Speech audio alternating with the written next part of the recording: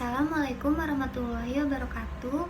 Perkenalkan, kami dari kelompok 5 mata kuliah pengembangan bisnis kelas manajemen 18C Universitas Buana Perjuangan Karawang. Pada kesempatan kali ini, kami akan memaparkan hasil dari tugas kelompok mata kuliah pengembangan bisnis dengan judul Pengembangan Bisnis pada UMKM Dimsum Teh Irma dengan tempat observasi Dimsum Teh Irma cabang Unsika.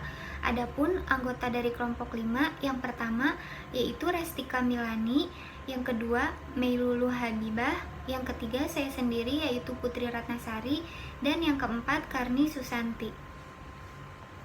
Untuk slide yang pertama yaitu mengenai profil bisnis Dimsum Teh Irma. Di sini kita dapat mengetahui nama UMKM-nya yaitu Dimsum Teh Irma, tahun berdiri UMKM yaitu tahun 2017, pemilik usaha bernama Irmawati.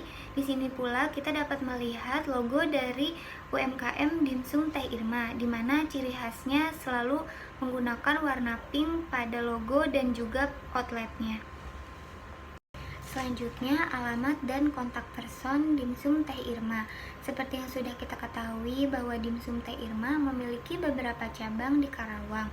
Di antaranya yaitu Dimsum Teh Irma cabang Kondang Jaya, Dimsum Teh Irma cabang Pinayungan, cabang Tanjung Pura, cabang Kertabumi, Dimsum Teh Irma cabang Unsika yang kebetulan menjadi tempat kami untuk melakukan observasi. Selanjutnya Dimsum Teh Irma cabang Lamaran, cabang Kosambi, cabang Mall KCP, dan yang terakhir Dimsum Teh Irma cabang Rumah yang juga terletak di daerah Kertabumi. Akan tetapi Dimsum Teh Irma cabang Rumah ini merupakan juga tempat untuk rumah produksi dari UMKM Dimsum Teh Irma. Produk dari Dimsum Teh Irma dapat kita lihat pada gambar di slide. Diketahui bahwa Dimsum Teh Irma tidak hanya menjual produk makanan dimsum, tetapi juga makanan yang lainnya. Di antaranya yaitu dimsum, adapun dimsumnya itu berbentuk yang dikukus, ada yang digoreng, dan juga ada yang mentah atau masih berbentuk frozen food. Untuk menu yang lainnya yaitu corn dog dengan berbagai varian rasa seperti green tea, coklat, tiramisu, dan pedas. Untuk menu selanjutnya yaitu cilok cuanki, bakso tahu, mie pedas mampus, dengkul mercon, sayap mercon, ceker mercon, soto dimsum kuah, cibai isi, sambal dimsum, uli ayam suwir mozzarella, dan milkshake dengan varian rasa coklat, green tea, strawberry, dan yang lainnya. Untuk slide berikutnya merupakan gambar dari bisnis model kanvas Dimsum Teh Irma yang sudah kelompok 5 buat sebelumnya. Dan untuk penjelasannya akan dijelaskan oleh rekan saya selanjutnya. Bisnis model kanvas Dimsum Teh Irma customer segmen antaranya anak-anak, remaja, dewasa untuk semua kalangan ekonomi dan masyarakat. Value proposition menyediakan berbagai produk cemilan, makanan lezat dan enak dengan produk utamanya dimsum, kukus, goreng mentah, frozen food. Pelayanan yang baik dan ramah sopan, harga produk yang terjangkau, harga kaki 5, rasa bintang 5, memberikan hadiah voucher free dimsum bagi konsumen. Memiliki sambal yang khas Dimsum Teh Irma, terdiri 9 cabang outlet di Karawang yang letaknya strategis dengan ciri khas nuansa outlet berwarna pink.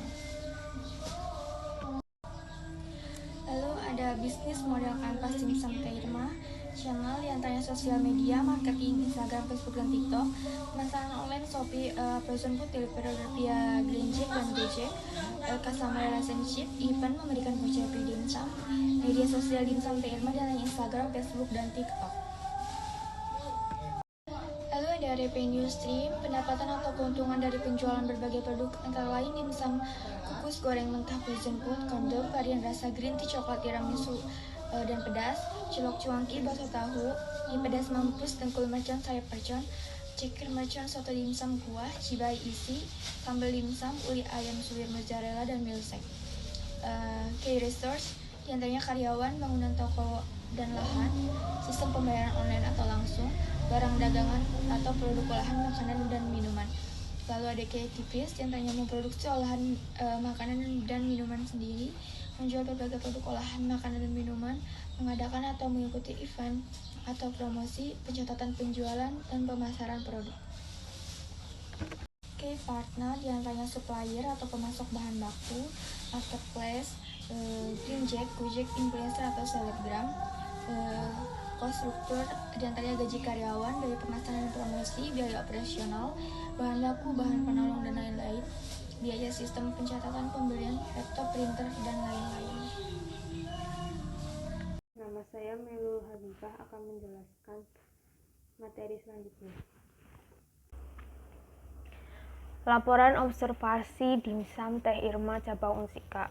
Berdasarkan hasil observasi yang kami lakukan, didapat bahwa satu, bahan produksi. Bahan produksi yang digunakan pada dimsum Teh Irma adalah yang pertama, dimsum mentah, kedua, sambal dimsum Teh Irma, ketiga, ceker, tahu, cilok, bakso, mie, dengkul, cibai, minyak, air, dan cabai, bawang putih, bawang merah, garam, gula, kecap manis, cuka, dan bumbu dapur lainnya. Kedua, perlengkapan usaha.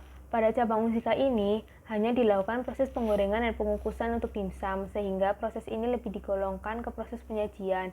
Perlengkapan yang dibutuhkan diantaranya, yang pertama ada perlengkapan produksi, terdiri dari penggorengan, kukusan, kulkas, freezer, panci, piring, mangkok, sendok, garpu, spatula, saringan penggorengan, dan alat masak lainnya. Kemudian perlengkapan penjualan terdiri dari meja, kursi, stand gerobak untuk tahu gejrot, etalase yang digunakan untuk menyimpan produk yang dijual, mesin pendingin minuman, mesin kasir, dan handphone. Yang ketiga adalah proses produksi. Berdasarkan hasil observasi, diketahui bahwa produksi dimsum pada cabang Unsika dengan mengolah dimsum mentah menjadi dimsum kukus atau dimsum goreng dengan melalui proses pengukusan kurang lebih 5-10 menit atau tergantung banyaknya dimsum, dan proses penggorengan dimsum, yaitu menggoreng dimsum hingga dimsum berwarna coklat keemasan. Produk sambal dimsum Teh Irma dalam sehari bisa menghabiskan sekitar kurang lebih 60 kg cabai per hari untuk disuplai ke 9 cabang dimsum Teh Irma. Untuk menu lain dikemas di rumah produksi atau dalam produk mentah, sehingga ketika sampai di toko cabang, pegawai hanya tinggal mengolah dan menggoreng atau merebusnya. Dan tidak ada proses produksi untuk produk minuman milkshake atau cemilan lainnya. Jadi semua produk di sini itu sudah dalam keadaan setengah matang atau produk jadi. Pegawai di sini hanya tinggal menyajikannya atau memasarkannya. Yang selanjutnya adalah menu tahu gejrot. Menu tahu gejrot ini berada di luar toko dengan menggunakan perlengkapan pendukung stand gerobak. Karena tahu gejrot ini prosesnya adalah made by order, sehingga tidak bisa digabungkan dengan dimsum. Karena ini akan sedikit menyibukkan kasir yang kemudian bisa menimbulkan antrian panjang di toko. Keempat adalah pengemesan produk. Di cabang Unsika ini disediakan tempat untuk makan. Penyajian dimsumnya adalah menggunakan piring berbahan plastik dan disajikan sendok dan garpu. Menu lain yang berkuah bisa disajikan dengan mangkuk. Untuk sistem take away, pengemasan yang digunakan antara lain kemasan mika plastik ukuran S untuk pembelian dimsum senilai 10.000, kemasan mika plastik ukuran M untuk pembelian dimsum senilai 20.000 dan 37.000. Menu makanan berkuah seperti cilok cuangki, bakso tahu, mie pedas mampus, soto dimsum, sayap mercon, dengkul mercon, dan ceker mercon dikemas dengan cup plastik. Yang selanjutnya adalah tahu gejrot. Tahu gejrot dikemas menggunakan cup kertas. Kemudian selanjutnya sambal dimsum Teh Irma dikemas menggunakan botol plastik. Saya Restika Milani dari kelas MN 18J akan memaparkan mengenai slide selanjutnya. Poin 5 yaitu promosi dan penjualan. Dimsum Teh Irma melakukan promosi penjualan dengan memanfaatkan marketplace yaitu Shopee, serta media sosial seperti Facebook, Instagram, dan TikTok, serta bekerja sama dengan influencer atau selebgram.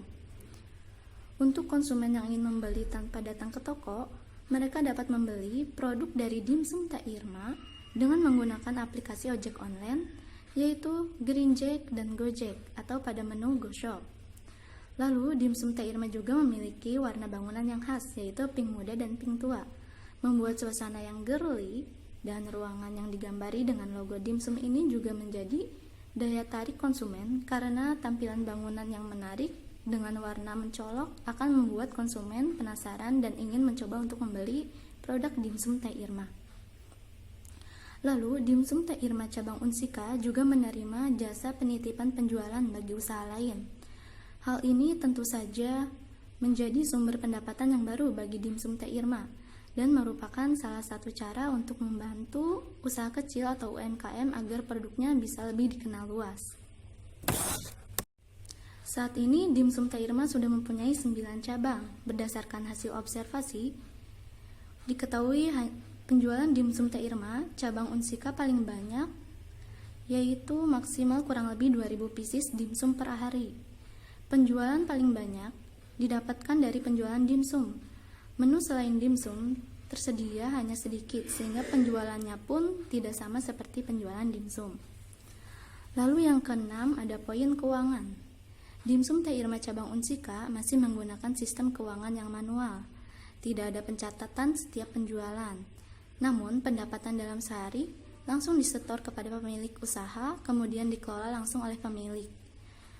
Untuk pembayaran transaksi pembelian di dimsum Teh Irma cabang Unsika sendiri bisa menggunakan cash atau uang tunai dan kartu ATM debit.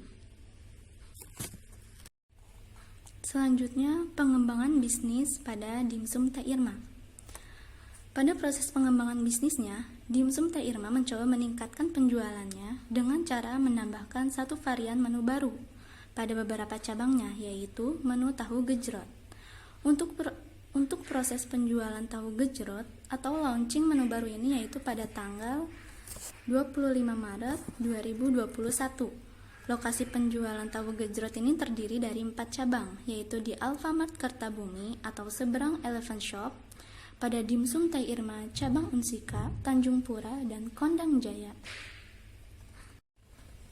Lalu, kesimpulan dari presentasi kami adalah usaha dimsum Teh Irma ini merupakan usaha yang sudah sukses dalam kurun waktu kurang lebih 4 tahun. Usaha ini telah memiliki 9 cabang yang tersebar di beberapa wilayah di Karawang. Dari hasil observasi yang dilakukan pada dimsum Teh Irma cabang Unsika, ini telah menambahkan varian menu baru yaitu tahu gejrot Teh Irma. Menu ini disediakan guna menarik pelanggan lebih banyak lagi. Terlebih, sejak diadakannya pembelajaran daring, membuat omset dimsum Teh Irma mengalami penurunan, karena target pasar cabang ini adalah para pelajar dan mahasiswa. Adapun saran dari kelompok kami mengenai dimsum Teh Irma. Yang pertama, penggunaan e-wallet atau dompet elektronik untuk transaksi akan lebih menarik pelanggan karena adanya promo-promo tertentu dari setiap e-wallet. Lalu yang kedua, penggunaan alat kasir dengan baik sehingga pencatatan transaksi akan lebih mudah dan adanya bukti yang nyata berupa struk. Yang ketiga, keuangan dicatat dalam buku atau dalam aplikasi agar lebih mudah mengetahui beberapa pendapatan, laba rugi di setiap cabang.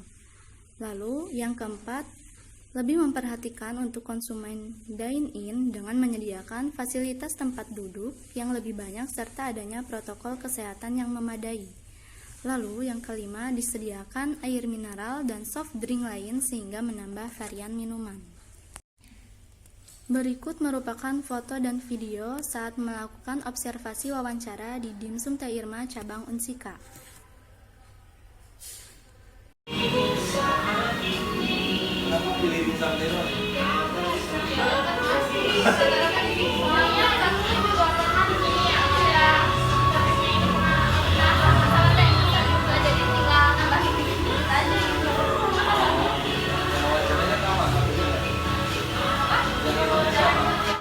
Sekian penjelasan dari kelompok 5 mengenai pengembangan bisnis pada UMKM dimsum Teh Irma cabang Unsika.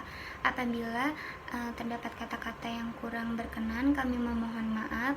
Dan untuk saran yang tadi sudah dijelaskan, kami harap saran tersebut dapat membantu UMKM dimsum Teh Irma untuk mengembangkan bisnisnya atau melakukan inovasi pada bisnisnya.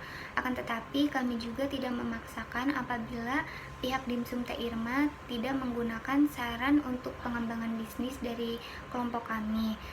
Sekian kami ucapkan terima kasih. Wassalamualaikum warahmatullahi wabarakatuh.